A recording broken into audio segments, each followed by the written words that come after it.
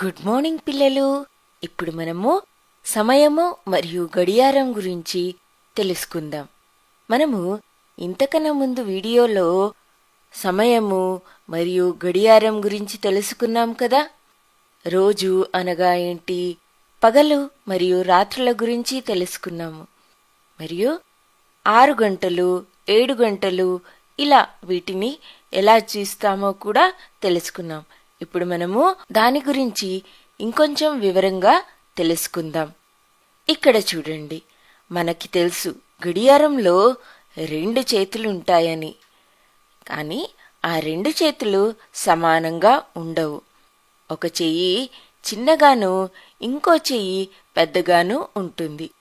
చిన్న చెయ్యి గంటలను సూచిస్తుంది మరియు పెద్దది నిమిషాలను సూచిస్తుంది. మరియు గడియారము వృత్తాకారంలో ఉంటుంది కదా.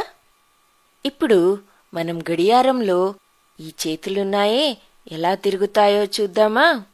ఈ చేతులు వృత్తాకారంలో తిరుగుతూ ఉంటాయి, అంటే కుడివైపు నుండి తిరుగుతూ ఉంటాయి. ఇక్కడ చూడండి, ఇక్కడ ఇప్పుడు ఎంత అవుతుంది? 9 అవుతుంది. అనగా గంటలు సూచించే చిన్న చెయ్యి 9 పైన మరియు పెద్దది 12 పైన. పెద్దదేం సూచిస్తుంది? నిమిషాలను సూచిస్తుంది. అయితే 9 పైన చిన్న చెయ్యి మరియు 12 పైన పెద్దది ఉన్నాయి. ఇప్పుడు మీరు గమనించండి, ఈ నిమిషపు చెయ్యి ఎలా తిరుగుతూ వెళ్తుందో. ఇలా 12 నుండి అలా తిరుగుతూ మళ్ళీ 12 వరకు వచ్చేసరికి ఇప్పుడు గంటలు సూచించే చిన్న చెయ్యి 9 నుండి 10 వరకు జరిగింది. అనగా ఇప్పుడు చూడండి, నిమిషపు చెయ్యి 12 దగ్గరుంది మరియు గంటలు సూచించే చిన్న చెయ్యి 10 దగ్గరుంది. అయితే ఇప్పుడు ఎంత అవుతుంది? 10 గంటలవుతుంది. అలానే మళ్ళొకసారి గమనించండి, నిమిషపు చెయ్యి 12 నుండి ఒక వృత్తం పూర్తిగా తిరిగేలోపు గంటలు సూచించే చెయ్యి 10 నుండి 11కు వెళ్తుంది. మళ్ళీ నిమిషపు చెయ్యి 12 దగ్గరికి వచ్చేసరికి ఎంతవుతుంది? 11. అర్థమైందా? ఇప్పుడు చూడండి, నేను మళ్ళీ ఒకసారి ఈ నిమిషపు చేయిని తిప్పుతున్నాను.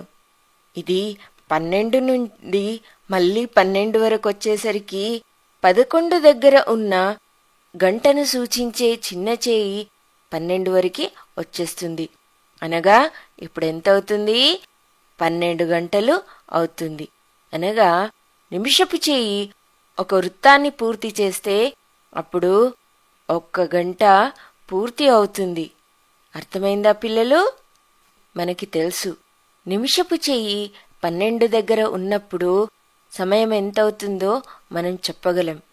కానీ ఒకవేళ ఈ నిమిషపు చెయ్యి 12 దగ్గర లేదనుకోండి, అప్పుడు టైం ఎంత? దాని గురించి తెలుసుకుందామా మరి.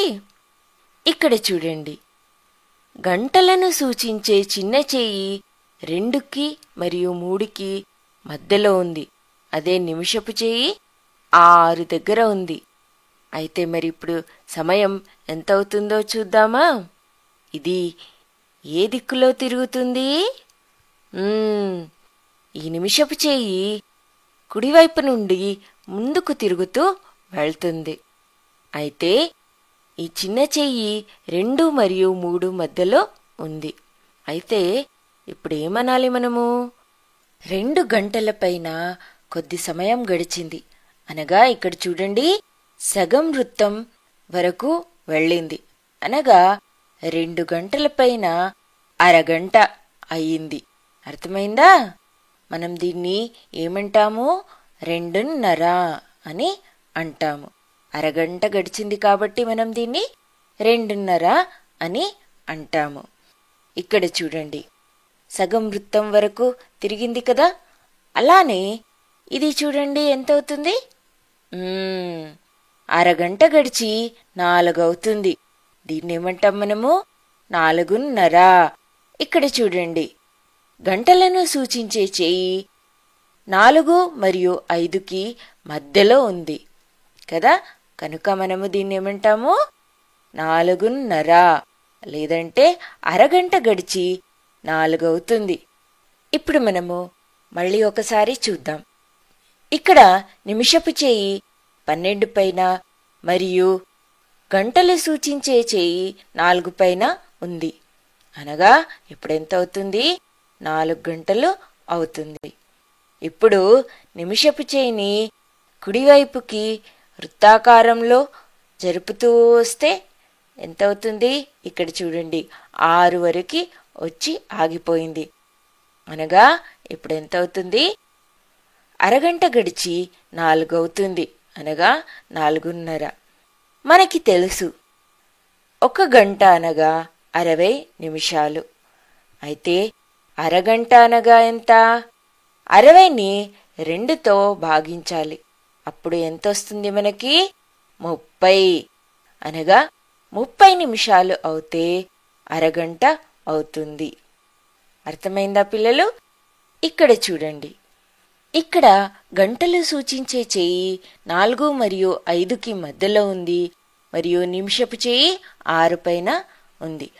అనగా ఇప్పుడు సమయం ఎంత అవుతుంది? 4 గంటలు గడిచి 30 నిమిషాలు అవుతుంది. ఇక్కడ ఈ గడియారాన్ని చూడండి. మీరు చూసే ఉంటారు, చేతులు లేని గడియారం.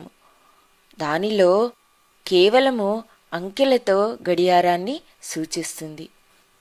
ఇలాంటి గడియారాలలో గంటలు మరియు నిమిషాలు 2 చుక్కలతో వేరు చేయబడి ఉంటుంది.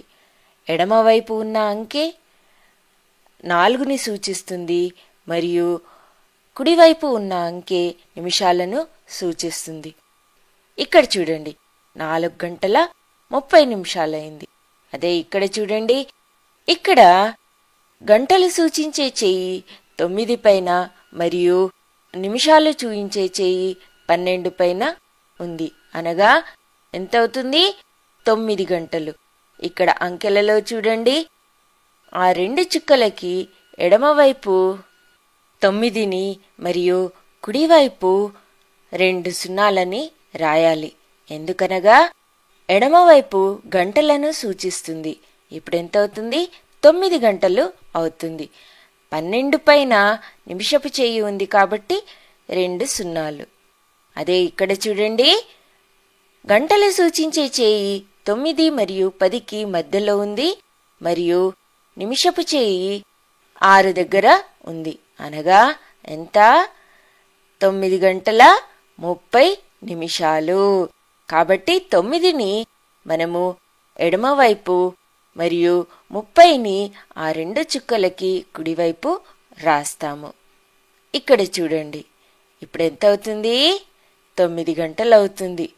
అలా నిమిషపు చేయి తిరుగుతూ తిరుగుతూ మళ్ళీ 12 వరకు వచ్చేసరికి గంటలు సూచించే చెయ్యి 9 నుండి 10 వరకు వెళ్ళింది. అనగా 1 గంట పూర్తయింది. మరి అలా గంటలు సూచించే చెయ్యి ఒక వృత్తాన్ని పూర్తి చేస్తే ఎన్ని గంటలైనట్టు? తొందరగా లెక్క పెడదామా? 1 2 3 4 5 6 7 8 9 10 11 12. అనగా 12 గంటలు పూర్తయినట్టు. 12 గంటలనగా పగలు మరియు రాత్రి. మనకు పగలు 12 గంటలు మరియు రాత్రి 12 గంటలుంటాయని తెలుసుకున్నాం కదా. ఇక్కడ చూడండి, ఇక్కడ పొద్దున 9 గంటలు అవుతుంది. గంటలు సూచించే చేయి ఒక వృత్తాన్ని పూర్తి చేస్తే అప్పుడెంత అవుతుంది? రాత్రి 9 గంటలవుతుంది కదా. ఇక్కడ చూడండి, ఈ గంటలు సూచించే చేయిని తిప్పుతూ వెళితే ఎంత అవుతుందో చూసారా? ఇక్కడ చూడండి, మధ్యాహ్నం అవబోతుంది. ఇప్పుడు మధ్యాహ్నం 12 గంటలవుతుంది.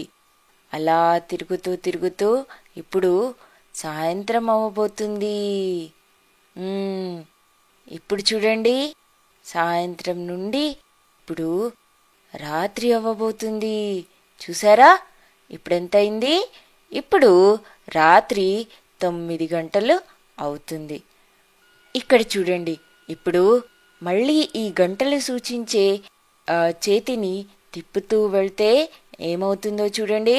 ఇక్కడ చూడండి, ఇప్పుడు మధ్యరాత్రి 12 అవుతుంది. ఇప్పుడు తెల్లారుజామున 4, 5 సూర్యుడు ఉదయించేశాడు. అనగా ఇప్పుడు ఉదయమైంది. చూడండి, అలా అవుతూ ఇప్పుడు ఉదయం 9 గంటలు అవుతుంది. అర్థమైందా పిల్లలు? ఇప్పటికి ఇంతే. బాయ్ బాయ్ పిల్లలు.